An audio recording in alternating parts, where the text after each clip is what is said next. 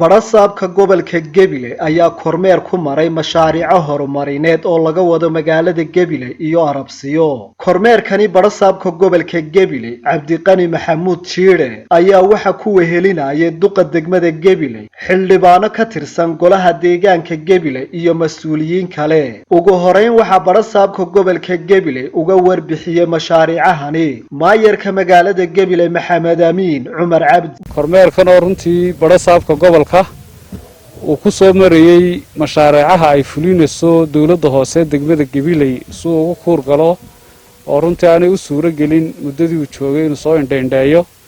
mudana gudoomiye saadarka soo 7 mashruuc baynu maanta soo marnay oo kamida mashaariicaha dawladda hoose degmada Gebile ay gacanta ku hayso oo kan aynu hadda joogno aynu ku soo gabagabeynaa u dambeeyo garoonkii kubadda cagta ee degmada Arabsiyo aanu qorsheynay runtii dhammaan mashaariicahaasi caadiyan waxay ahayd inay ka horeeyaan xilligan laakiin sanadka waxa jira gaabkii muddadii doorashadu socday inna soo dhaxgalay baa mashaariicaha qaar dib u yar dhigay 7 mashruuc saadarka soo dhamaantood waa gabagabo waxa noo farxada maanta inaanu kormeer ku soo sameynay 7 mashruuc oo ay dhamaantood maalgelinaysay dawladda hoose ee degmada Gebile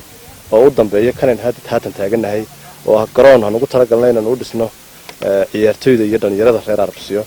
gabagabada mashaariicda maadaama sanad gabagabadii lagu jiro mashaariicdii miisaaniyadda 2021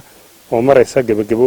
ayaanu soo kormeereynay marka siyaasaddeenu waxa weeye inaynu dhammaan tuulooyinka iyo degmooyinka hoos yimaada gobolka ama degmada Gebile hoos yimaada inaynu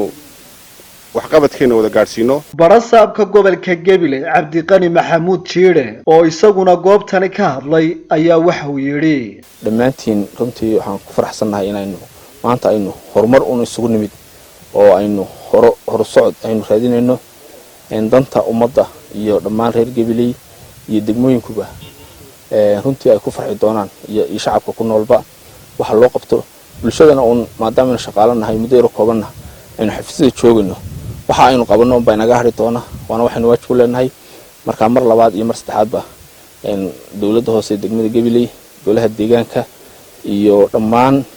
cashuur bixiyaasha Gebile oo mahad celinaya waa Cabdirasaaq Axmed Hayaal Ilka Case Universal TV Gebile.